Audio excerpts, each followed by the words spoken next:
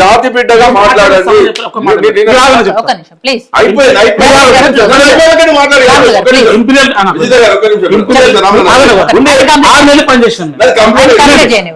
షమీమ్ అఖ్తర్ గారు ప్లీజ్, షమీమ్ అఖ్తర్ గారు supreme court judge గారు ఈయన ఇన్ఛార్జ్ వచ్చిండు. 6 నెలలు వాళ్ళతో కలిసి పనిచేసినప్పుడు దాదాపు 59 ఉపకులాల నుంచి రిప్రజెంటేషన్ తీసుకొని దాదాపు 6-7 నెలలు పనిచేసినప్పుడు అన్ని ఇంపీరియల్ డాటా అంటే 59 ఉపకులాల్లో ఉన్నటువంటి ఎస్సీలలో ఆర్థికంగా, సామాజికంగా, విద్యాపరంగా, అదేవిధంగా ఆర్థిక పరంగా ఎవరెవరు ఉన్నారనేటువంటి సుదీర్ఘంగా చేసినప్పుడు ఆ రోజు మందకృష్ణ కూడా మేము పోయి మాట్లాడినాం. ఒక విద్యావంతులుగా, నేను MA sociology political science LLB, ఇంటికి పోయి మాట్లాడి ఫోటోలు చూపిస్తా. కానీ ఆయన రాజకీయ కోణం వేరే ఉంది. చాలాసార్లు మాట్లాడినాను. మోతుపల్లి లక్ష్మణ రా తమ్ముడు అన్నాడు, చాలాసార్లు మాట్లాడినాను. ఆయన ఆలోచన విధానం వేరే ఉంది కాబట్టి అది వేరే అంశం. కానీ అది వేరే అంశం కూడా ఆయన తర్వాత ఏదైతే రేవంత్ రెడ్డి గారు ఆగస్టు 1న తీసుకుంటున్న నిర్ణయాల ప్రకారం మొన్న ఫిబ్రవరి 18వ తారీఖున అసెంబ్లీలో పెట్టిన తర్వాత మొత్తం ఓకే అయిన తర్వాత ఇదే బేస్తోన పక్క రాష్ట్రం చంద్రబాబు నాయుడు గారు కూడా ఏబీసీతోన ఇంపీరియల్ డేటా ప్రకారం చేసినప్పుడే మరి ఇదే మన చూసినా పోయి చంద్రబాబు కలిసిండు. మరి రేవంత్ ఎందుకు కలవాలి రేవంత్ రెడ్డి గారిని? రేవంత్ రెడ్డిని కూడా చూశాడు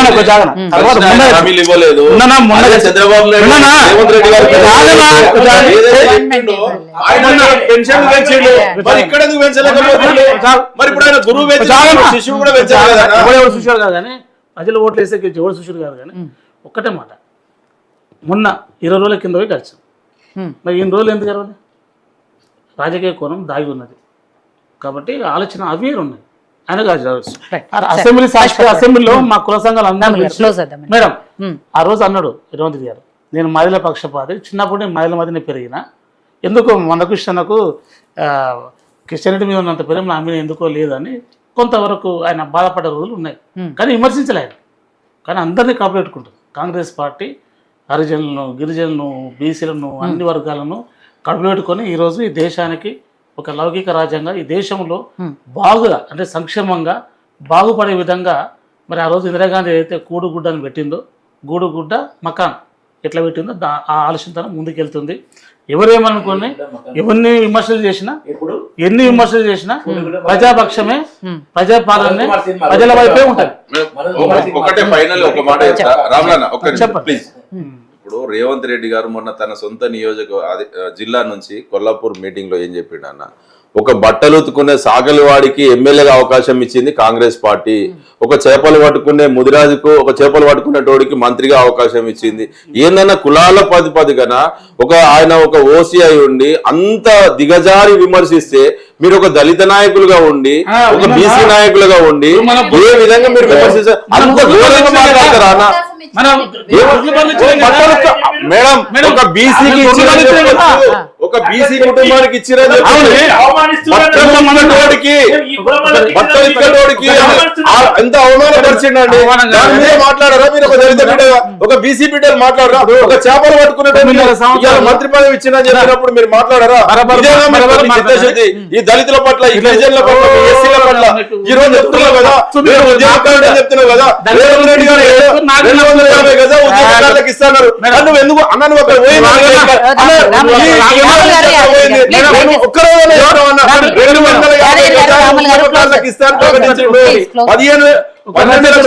అంబేద్కర్ రజకుని కన్నా ఒక సాకలైనకు రజకునికైనా ఎమ్మెల్యే ఇచ్చిండ్రు. షాద్ నగర్ లో 5 మంది పని అదే కదా. ఇప్పుడు నువ్వు గౌరవపూర్వకంగా ఏదైతే ఒక వృత్తి పేరు నా కులానికి సంబంధించిన పేరు ఉన్నారో అది వాడకూడదు, కానీ వృత్తి చెప్పడంలో తప్పు. ఒకటి విజిత గారు అనడం వేరు,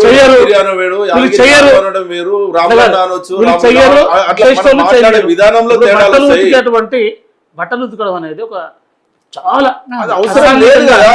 సాంఘికంగా వెనకబడ్డ జాతులు చాలా విలయబడేటువంటి సామాజిక ఆడ జనరల్ ఒకటి అన్న. మీ పార్టీ బసవరాజు సారయ్య ఇంతకు ముందే ఉన్నాడు అన్న. రేవంత్ రెడ్డి గారు ఇచ్చింది ఏం లేదు. బసవరాజు సారయ్య మంత్రిగా కూడా ప్రకాశం పార్టీ ఎమ్మెల్సీ ఇచ్చింది. ఏరే? బసవరాజ్ సార్ ఎమ్మెల్సీ ఇచ్చింది, ఎమ్మెల్యే ఇచ్చింది. ఆయన కూడా ఆయన మంత్రి చేసిందా?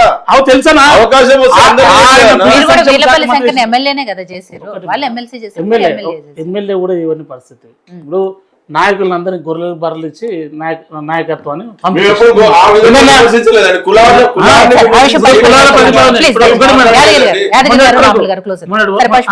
ఏదైతే ఇప్పుడు మీరు మాట్లాడిన వాటి గురించి రిక్వెస్ట్ చేస్తున్నాం ఒక మాట. అధికార పక్షం ఉన్న రోజులు మరి తెలంగాణ మన రాజకీయ పార్టీది తెలంగాణ పదం వాడద్దు, తెలంగాణ లేదని అందరు తీసుకోవాలి. తర్వాత కుల సంఘాలు లేవు, ఉద్యోగ సంఘాలు లేవు అని చెప్పిండు. ఉద్యోగ సంఘాలు లేవని చెప్పేసి సింగరేణి నుంచి కవితమ్మను గతంలోనే తీసేసిండు. ఆర్టీసీ నుంచి గౌరవ అధ్యక్షుడిగా హరీష్ రావు గారిని మాన్పించిండు. ఇప్పుడు కొత్త ట్రెండ్ స్టార్ట్ అయింది. ఇప్పుడు మళ్ళీ ఉద్యోగ సంఘాలు కావాలి, కుల సంఘాలు కావాలి. కుల సంఘాల సమీక్ష, ఉద్యోగ సంఘాల సమీక్ష ఇప్పుడు అవసరం. మరి ఎన్ని రోజులు ఎందుకు అవసరం లేదు? ఇవన్నీ ఉన్నాయి, గమనించుకోవాలన్నా. ఆయన చెప్పిందంటే బట్టలు ఉతికే జాతి నుంచి ఎమ్మెల్యే చేసిన ఆడ 5 మంది, అది జనరల్ సీట్, అది రిజర్వేషన్ సీటు కాదు. రిజర్వేషన్ సీటు కానే కాదు, అది జనరల్ సీటు. షాద్ నగర్ అనేది పొటెన్షియల్ ఏరియా, అది real estate potential area, Hyderabad దగ్గర ఉంది, ఇప్పుడు రంగారెడ్డి జిల్లా కలిసింది. అక్కడ 5 మంది బలమైన అటువంటి సామాజిక వర్గంలో ఒకరొకరు 1000 కోట్లు ఉన్నటువంటి వాళ్ళు ఉన్నారు. దానిలోకి వెళ్ళి ఒక పేదవాడిని, ఒక బట్టరుతిక జాతి నుంచి ఈర్ల శంకర్ అన్న, మరి ఆయనకు గతంలో టీఆర్ఎస్ ఎందుకు ఇవ్వాలి? టీఆర్ఎస్ పార్టీ ఇన్ఛార్జే కదా, టీఆర్ఎస్ లో ఉన్నారు కదా 20 ఏళ్ళు. మరి ఎందుకు ఆయన గుర్తించలే? 50 ఏళ్ళు ఒక ఉద్యమకారుడు కదా, ఒక ఉద్యమకారుడు కదా. తెలుగు రాష్ట్రాల పరిపాలన సీఎం చేయలే.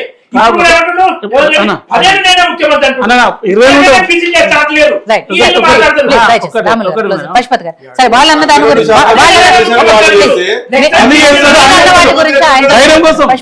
పదేళ్ళు నేనే ముఖ్యమంత్రి అన్న రేవంత్ రెడ్డి, లేకపోతే ఉన్నప్పుడు 10% ఉన్నప్పుడు 10% ఎస్టీలకు ఉన్నప్పుడు మరి ఈ ఓట్లు ఈ సీట్లన్నీ కలిసిన తర్వాత ఓసీ 10 సంవత్సరాలు ముఖ్యమంత్రిగా ఎలా ఉంటాడు చెప్తారు. పశుపతి గారిని చెప్పనివ్వండి అదే విషయం గురించి. పశుపతి గారు మాట్లాడతారు, చెప్పండి. బాధాకరమైనటువంటి విషయం ఏంటి అంటే సాయి